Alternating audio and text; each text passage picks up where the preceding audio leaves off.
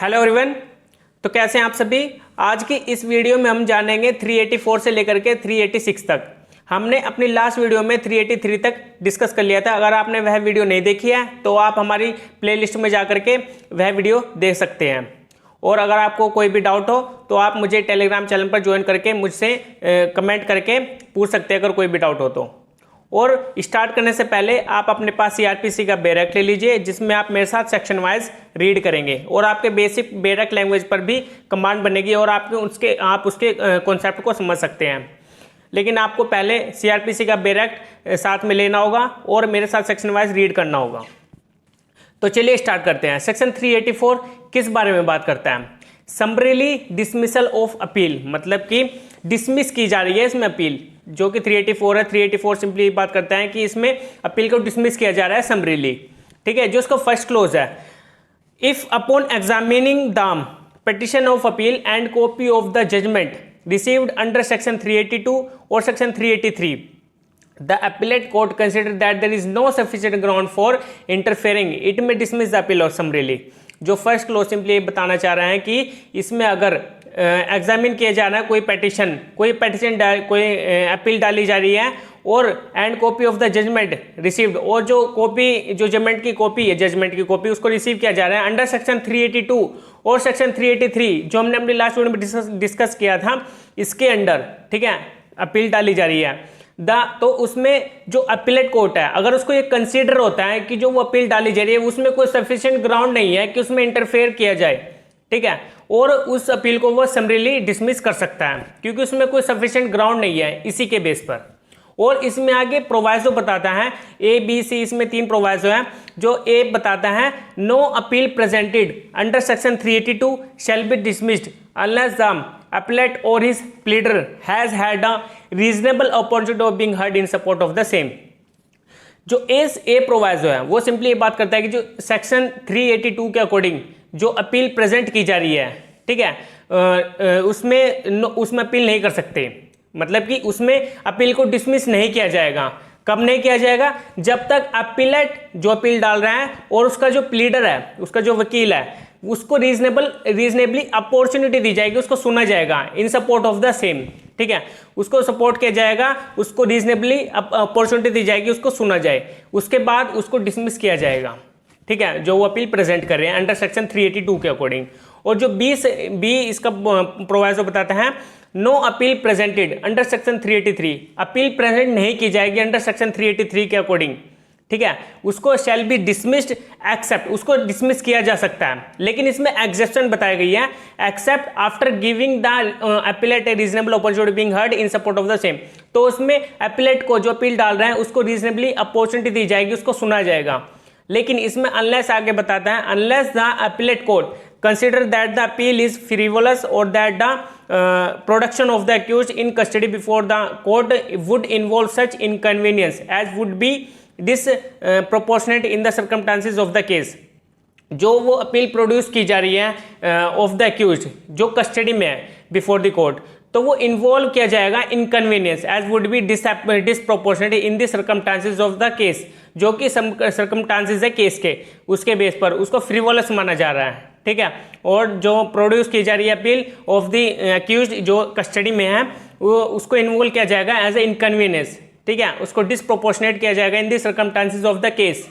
और जो C proviso है no appeal presented under section 383, मतलब कि अपील प्रेजेंट नहीं की जाएगी अंडर सेक्शन 383 के अकॉर्डिंग, उसको डिसमिस किया जाएगा summarily until the period allowed for preferring such appeal has expired, जब तक कि उसका अपील का जो टाइम पीरियड है वो जब तक उसका एक्सपायर नहीं हो जाता, तब मतलब कि उसके बाद, उससे पहले उसको डिसमिस नहीं किया जा सकता, ठीक है, उसका जितना टाइम पीरियड है उससे पहले वो अपील डाल सकता है, ठीक है। तो ये सी सब क्लोज है। और इसमें जो सेकंड क्लोज है, सेकंड क्लोज बताता है before dismissing an appeal under this section the court may call for the record of the case, मतलब कि जो अपील डिसमिस की जा रही है उसको अपील को डिसमिस करने से पहले इसी सेक्शन के अकॉर्डिंग तो कोर्ट क्या करेगी? कॉल करेगी रिकॉर्ड ऑफ द केस, जो कि केस के रिकॉर्ड थे उसको कॉल करेगी, ठीक है, अपनी कोर्ट में, तो वो डिसमिस करने से पहले रिकॉर्ड को कॉल करती है, ठीक है, जो केस के रिकॉर्ड थे। और जो थर्ड क्लोज है where the appellate court dismissing an appeal under this section मतलब कि जब अपीलेट को डिसमिस करती है अपील को under the section is a court of session or of the chief judicial magistrate it shall record its reason for doing so. जो appellate court है, इसमें अपीलेट थर्ड क्लोज में सिंपली बताया गया कि जो अपीलेट कोर्ट है इसमें कोर्ट ऑफ सेशन है और चीफ जुडिशियल मजिस्ट्रेट है, तो अगर वो डिसमिस करते हैं अपील को तो उसमें उनको रीजंस रिकॉर्ड करके देने होंगे कि वो किस बेस पर डिसमिस कर रहे हैं। ठीक है, थर्ड क्लोज ये बताता है। और जो फोर्थ क्लोज है, where an appeal presented under section 383, जब अपील प्रेजेंट की जा रही है अंडर सेक्शन 383 के according has been dismissed summarily, अगर उसको डिसमिस किया जा रहा है summarily under this section and the appellate court find that another petition of appeal duly presented under section 382, और आगे पता है जो अपीलेट कोर्ट है अगर उसको फाइंड होता है that another petition of appeal duly presented under section 382, और अगर ड्यूली प्रेजेंट की जा रही है अपील अंडर सेक्शन 382 के according on behalf of the same appellant has not been considered, जो सेम अपीलेट था, ठीक है, हैज नॉट कंसिडर्ड, तो उसको कंसिडर नहीं किया जाएगा। That court make not with standing anything contained in section 393, जो सेक्शन 393 है उसके अकॉर्डिंग उसको कंटेन किया जाएगा। If satisfied that it is necessary in the interest of justice so to do hear and dispose of such appeal in accordance with law, तो उसको सुना जाएगा, उसको डिस्पोज किया जाएगा अपील को अकॉर्डेंस विद लॉ। जो सेक्शन 393 है जो हम आने वाली वीडियोस में समझेंगे, उसके अकॉर्डिंग अगर फाइनल जो जजमेंट होता है तो उसके बेस पर अपील जो डाली जाती है वो जो अपील डाली जा रही है उसको नेसेसरी है इन द इंटरेस्ट ऑफ जस्टिस, मतलब कि जस्टिस के इंटरेस्ट में उसको सुना जाना चाहिए, ठीक है, उस अपील को, और उसको डिस्पोज करेगी अपील को in accordance with the law, according to law. ठीक है, तो ये फोर्थ क्लोज बताता है। तो ये हमारा सेक्शन 384 कंप्लीट हो गया। अब हम चलते हैं 385 में। 385 बात करता है प्रोसीजर किस बारे में, for hearing appeals not dismissed summarily, मतलब कि उसको अपील को डिसमिस नहीं किया जाएगा समरीली। जैसे कि हमने 384 में पढ़ा है, 384 में क्या किया जा रहा था, वहां पर अपील को डिसमिस किया जा रहा था, लेकिन 385 में प्रोसीजर बताया गया कि अपील को डिसमिस नहीं किया जा रहा है समरीली। तो इसका प्रोसीजर क्या है आगे, जो इसका फर्स्ट क्लोज है, if the appellate court does not dismiss the appeal summarily, अगर अपीलेट कोर्ट डिसमिस नहीं करती है अपील को summarily, it shall cause notice of the time and place at which such appeal will be heard to be given, तो वो notice send करेगी दोनों parties को, जो आगे पार्टीज बताई गई हैं, इसमें 4 पॉइंट बताए गए हैं, तो उसमें नोटिस में टाइम मेंशन होगा, प्लेस मेंशन होगा, जहां पर उस अपील को सुना जाएगा। ठीक है, और वो नोटिस किसको जाएगा, टू दी एपिलेंट और हिज प्लीडर, जो एपिलेंट है जो अपील फाइल कर रहा है, और उसके प्लीडर को, ठीक है, और to such officer as the state government may appoint in this behalf, और स्टेट गवर्नमेंट के ऑफिसर को जो अपॉइंट किया जा रहा है उसके बिहाफ पे। ठीक है, if the appeal is from a judgment of conviction in a case instituted upon complainant to the complainant, जो कंप्लेनेंट था उसको भी नोटिस जाएगा। ठीक है, और जो फोर्थ क्लोज है, if the appeal is under section 377 और सेक्शन 378, जो अपील की जा रही थी सेक्शन 377 और सेक्शन 378 के according to the accused and shall also furnish such officer complainant and accused with a copy of the ground of appeal, तो वो फर्निश करेंगे ऑफिसर को, और कंप्लेनेंट और अक्यूज्ड थे with the copy of the ground of the appeal, तो उनको copy provide की जाएगी कि उसका ग्राउंड क्या है अपील का। ठीक है, तो ये इसमें फोर्थ क्लोज थे, जिनको नोटिस सेंड किया जाएगा और उनको कहा जाएगा कि आप टाइम और जो प्लेस में मेंशन है वहीं पर आए, और अपील जो वहाँ जहाँ पर अपील सुनी जाएगी वहीं पर उनको प्रेजेंट होना होगा। तो ये फर्स्ट क्लोज है। और जो सेकंड क्लोज है, the appellate court shall then send for the record of the case, जो अपीलेट कोर्ट है तो वो सेंड करते हैं रिकॉर्ड ऑफ द केस, मतलब कि उसके पास सेंड किया जाएगा जो केस के रिकॉर्ड थे, कहाँ पर, appellate court may. If such record is not already available in that court and here the parties, अगर वहाँ पर रिकॉर्ड अवेलेबल नहीं है ऑलरेडी तो उस केस में पार्टीज को सुना जाएगा। ठीक है, और बाद में उन रिकॉर्ड्स को मंगवाया भी जा सकता है बाय द अपीलेट कोर्ट। और जो इसमें प्रोवाइजो है, provided that if the appeals is only as to the extent or the legality of the sentence the court may dispose of the appeal without sending for the record, जो इसमें proviso है second close में, ये बताता है कि अगर appeal है अगर वो सेंटेंस जो लीगलिटी के बेस पे है, ठीक है, मतलब कि उसकी जो सेंटेंस है उसको लीगलिटी के बेस पे नहीं मिली है, इलीगली मिली है, तो उस केस में कोर्ट डिस्पोज करेगी अपील को without sending for the record, तो उसमें जो रिकॉर्ड थे केस के उसको सेंड करने की जरूरत नहीं है अपीलेट कोर्ट में, वो उसमें लीगलिटी देखनी है सेंटेंस की, उसमें लीगलिटी क्या बनती है। ठीक है, तो वो लीगली वे में ड्यूली वो सेंटेंस देगी। कौन? एपीलेट कोर्ट, जो भी उसको ठीक लगता है। तो ठीक है, उस केस में जो रिकॉर्ड होते हैं केस के, उसको सेंड करने की जरूरत नहीं होती एपीलेट कोर्ट में। और जो थर्ड क्लोज है, where the only ground for appeal from a conviction is the allege severity of the sentence. जो थर्ड क्लोज में क्लोज है, अगर अपील की जा रही है ऑन दी कन्विक्शन, अगर कन्विक्शन की जा रही है और उसमें जो सेंटेंस है वो सीवियर है, ठीक है, गंभीर, उसमें ज्यादा पनिशमेंट दी गई है, तो उस बेस पर अगर अपील की जा रही है, the appellate shall not except with the leave of the court urge or be heard in support of any other ground. तो जो अपीलेंट है वो without leave of the court वो अपील नहीं डाल सकता, पहले उसको लीव लेनी होगी कोर्ट की, ठीक है, परमिशन लेनी होगी कोर्ट की, तब जाकर वो अपील डालेगा on the severity of the sentence के बेस पर, ठीक है, जो उसको कन्विक्शन सुनाई गई है। और अर्ज or be heard in support of any other ground, और जो उसके पास एनी अदर ग्राउंड है सपोर्ट के लिए अपील डालनी है जो, तो वो भी दे सकता है, ठीक है, उसके बेस पर वो अपील डालेगा।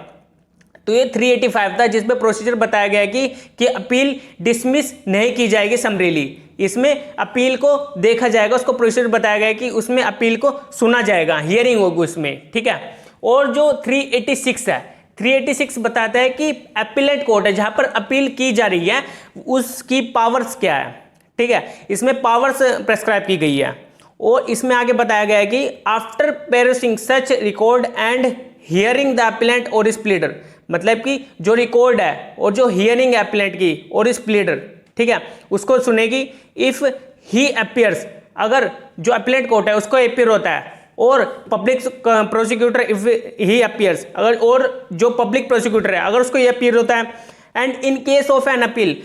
अंडर सेक्शन 377 और सेक्शन 378, जो अपील की जा रही थी अंडर सेक्शन 377 और सेक्शन 378 के according, the accused if he appears the appellate court may if it consider that there is no sufficient ground for interfering dismiss the appeal. तो इसमें आगे बताया गया कि अगर उसमें कोई सफिशिएंट ग्राउंड नहीं है कि उसमें इंटरफेयर किया जाए जो अपील डाली गई है, तो उस केस में अपीलेंट के पास ये पावर है कि वो उस अपील को डिसमिस कर सकती है, ठीक है, ये सबसे बड़ी पावर होती है अपीलेट कोर्ट की। अगर उसको कोई इसमें सफिशिएंट ग्राउंड नहीं मिलते हैं, ठीक है, तो उस केस में अपील को डिसमिस किया जा सकता है बाय द अपीलेट कोर्ट। तो ये एक पहली पावर है। और इसमें ए और बी आगे इसमें सब क्लोजेस बताए गए हैं, इसमें हम जानेंगे क्या है। जो ए सब क्लोज है, in an appeal from an order or acquittal, मतलब कि जो अपील की जा रही है from an order or acquittal, जो ऑर्डर दिया गया था एक्विटल का उसके बेस पर, तो उसके अगेंस्ट में अपील डाली जा रही है। Reverse such order and direct that further inquiry be made or that the accused be retried or committed for trial as the case may be or find him guilty and pass sentence on him according to law. तो जो appeal डाली जा रही है order of acquittal के against में, तो उस केस में अपीलेट कोर्ट के पास ये पावर है कि वो डायरेक्शन दे सकती है फर्दर इंक्वायरी करने के लिए, और जो अक्यूज्ड पर्सन था उसको रीट्रायल करा सकती है, ठीक है, उसको दोबारा से ट्रायल चलाया जा सकता है एज द केस में भी। और जो उसमें अगर वो उसमें फाइंड होता है गिल्टी, तो उस केस में उसके अगेंस्ट पास किया जा सकता है sentence on him according to law. According to law के अकॉर्डिंग क्या किया जाएगा, सेंटेंस पास किया जाएगा। और इसमें बी सब क्लोज है, in an appeal from A conviction, जो अपील की जा रही है वो एक कन्विक्शन के अगेंस्ट में की जा रही है, ठीक है, इसमें आगे बताया है। तो बी पॉइंट में इसमें फर्स्ट बताता है reverse the finding and sentence और एक्यूट और डिस्चार्ज द अक्यूज्ड और order him to be retried by a court of competent jurisdiction subordinate to such appellate court और कमिटेड फॉर ट्रायल। जो appeal डाली जा रही है वो कन्विक्शन के अगेंस्ट में डाली जा रही है, तो इसका जो अंदर जो फर्स्ट क्लोज है वो बताता है कि उसके रिगार्डिंग कन्विक्शन के रिगार्डिंग उसको रिवर्स किया जा सकता है जो भी सेंटेंस फाइंड हुई है, ठीक है, एंड एक्विट, और उसको एक्विट भी किया जा सकता है और डिस्चार्ज भी किया जा सकता है एक्यूज्ड पर्सन को, और ऑर्डर दिया जा सकता है रीट्रायल का कि उसके अगेंस्ट रीट्रायल किया जाए, किसके थ्रू, जो कंपिटेंट जुडिक्शन थी, जो अपीलेट कोर्ट के सबऑर्डिनेट कोर्ट है, जो कंपिटेंट जुडिक्शन है जिसके पास उस कोर्ट का ट्रायल चलाने के लिए, उस केस का ट्रायल चलाने के लिए, तो वहां पर उसको ट्रायल चलेगा। और committal or committed for trial, उसको कमिट किया जाएगा फॉर द ट्रायल, ठीक है, बाय द किसके थ्रू, अपीलेट कोर्ट के थ्रू। और जो इसके अंदर सेकंड पॉइंट है alter the finding maintaining the sentence, मतलब कि ऑल्टर कर सकती है, ठीक है, जो उसमें फाइंड होते हैं जो भी मेंटेनिंग है ऑफ द सेंटेंस उसके रिगार्डिंग में, ठीक है। और इसमें थर्ड पॉइंट है विद और विदाउट ऑल्टरिंग द फाइंडिंग, मतलब कि उसमें ऑल्टर भी कर सकती है, नहीं भी कर सकती। उसमें फाइंड जो होता है ऑल्टर द नेचर और द एक्सटेंट, जो भी उसमें नेचर थे केस के उसको ऑल्टर कर सकती है, और the nature and extent of the sentence but not so as to enhance the same, लेकिन उसमें एनहांस नहीं करेगी। जो भी उसको कन्विक्शन हुई है उसके रिगार्डिंग में उसके जो अगेंस्ट जो अपील की जा रही है अगेंस्ट कन्विक्शन, ठीक है, तो उसके रिगार्डिंग जो उसको कन्विक्शन हुई थी उसको एनहांस नहीं किया जाएगा, ठीक है। बी सब क्लोज का थर्ड पॉइंट ये बताता है। और जो सी सब क्लोज है in an appeal for enhancement of sentence, मतलब कि अपील की जा रही है फॉर इनहांसमेंट ऑफ सेंटेंस, क्योंकि उसको जो अपील की जा रही है वो किसके रिगार्डिंग की जा रही है कि उसको जो सेंटेंस मिली है जो कि ट्रायल कोर्ट के थ्रू दी गई थी सेंटेंस, उसके रिगार्डिंग उसको इनहांस की जाए, उसकी सेंटेंस को उसके रिगार्डिंग वो क्या की गई है अपील, ठीक है। तो उसके अंदर 1 2 3 इसमें 3 पॉइंट बताए गए हैं। पहला पॉइंट बताता है reverse the finding and sentence and acquit और डिस्चार्ज द एक्यूज और order him to retried by a court competent to try the offence, मतलब कि उसके रिगार्डिंग जो एनहांस करने के लिए की गई सेंटेंस तो उसके रिगार्डिंग उसको रिवर्स कर सकती है उसके ऑर्डर को, और जो फाइंड होता है सेंटेंस से रिलेटेड और उसको एक्यूट भी कर सकती है, डिस्चार्ज भी कर सकती है एक्यूज पर्सन को, ठीक है। और ऑर्डर कर सकते हैं रीट्राई का, मतलब उसके अगेंस्ट रीट्रायल चलाया जाए, दोबारा से ट्रायल चलाया जाए, court competent to try the offence, जो भी कंपिटेंट कोर्ट थी उसके थ्रू। और जो सेकंड पॉइंट है alter the finding maintaining the sentence, वो ऑल्टर कर सकती है जो भी फाइंड होते हैं, ठीक है, उसमें बाद में तो उसमें मेंटेन कर सकती है उसके सेंटेंस को, ठीक है। और जो थर्ड पॉइंट है विद और विदाउट ऑल्टरिंग द फाइंडिंग, मतलब कि उसको ऑल्टर जो भी फाइंड होते हैं उसमें विद और विदाउट ऑल्टर द नेचर और द एक्सटेंट, उसके अंदर नेचर को ऑल्टर कर सकती है जो भी उसके अंदर एक्सटेंट थे, और the nature and extent of the sentence so as to enhance or reduce the same, तो उसके रिगार्डिंग उसकी जो उसको जो सेंटेंस दी गई थी बाय द ट्रायल कोर्ट उसको इनहांस कर सकती है और रिड्यूस भी कर सकती है, जो भी उसको ठीक लगता है अपीलेंट कोर्ट को। और जो डी सब क्लोज है in an appeal from any other order alter reverse such order, अगर जो अपील कोर्ट के पास जो अपील जा रही है अगर उसके रिगार्डिंग कोर्ट को लगता है कि उसके अंदर जैसे भी ठीक लगता है उसको ऑल्टर कर सकती है, रिवर्स भी कर सकती है उसके ऑर्डर को, जो ऑर्डर दिया गया था बाय दी उसके सबऑर्डिनेट कोर्ट के थ्रू, ठीक है, जहां पर उसका ट्रायल चला था। और जो ई सब क्लोज है मेक एनी अमेंडमेंट और एनी कॉन्सिक्वेंशियल और incidental order that may be just और प्रॉपर, अगर अपीलेट कोर्ट को ये लगता है कि उसमें अमेंडमेंट की जानी चाहिए, और एनी कॉन्सिक्वेंशियल और इंसिडेंटल ऑर्डर जो भी ऑर्डर दिया गया है दैट मे बी जस्ट और प्रॉपर, तो उस केस में अपीलेट कोर्ट के पास ये पावर है, उसमें वो जस्ट और प्रॉपर ऑर्डर देगी, ठीक है, आगे फर्दर जो भी एक्यूज पर्सन के रिगार्डिंग है या फिर जो अपीलेट पर्सन था, ठीक है, उसके रिगार्डिंग है। और इसमें 2 प्रोवाइजो बताए गए हैं। जो पहला प्रोवाइजो बताता है provided that the sentence shall not be enhanced unless the accused has had an opportunity of showing cause against such enhancement, तो इसमें प्रोवाइजो सिंपली बताता है कि अगर सेंटेंस दी जा रही है बाय द अपीलेट कोर्ट किसके रिगार्डिंग इनहांस करने के लिए उसकी सेंटेंस को, तो उस केस में एक्यूज पर्सन को अपॉर्चुनिटी दी जाएगी, उसको सुना जाएगा, उसको शोइंग कॉज किया जाएगा कि उसके अगेंस्ट इनहांसमेंट क्यों ना किया जाए,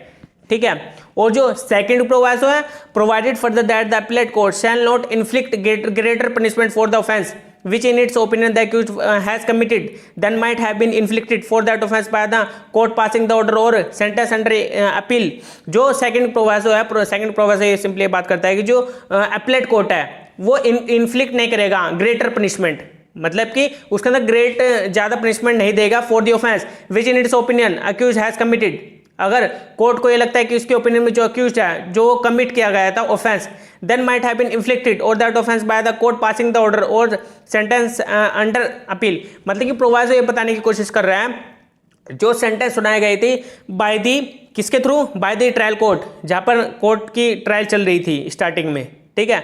तो जहां पर वो सेंटेंस सुनाई गई थी जिस कोर्ट में उसके अगेंस्ट में कहां पर जाया फिर अपीलेट कोर्ट में अपील डाली गई, तो उस केस में जो भी उसको पनिशमेंट दी गई थी बाय दी सबऑर्डिनेट कोर्ट, तो उस केस में वो पास नहीं किया जाएगा किसके रिगार्डिंग, ग्रेटर पनिशमेंट के रिगार्डिंग, किसको ग्रेटर पनिशमेंट दी जाए उसके अंदर इन्फ्लिक्ट नहीं किया जाएगा, ठीक है, अपीलेट कोर्ट के थ्रू। तो ये प्रोवाइजो था। तो आज हमने सेक्शन 386 तक डिस्कस कर लिया है। आज हमने चैप्टर जो 29 अपील का उसके अंदर 386 तक डिस्कस कर लिया है। जो आगे के फर्दर सेक्शंस होंगे 387 से लेकर के जो आगे के फर्दर सेक्शंस है उसको हम अपनी नेक्स्ट वीडियो में जानेंगे। आज के लिए इतना ही था। Okay bye.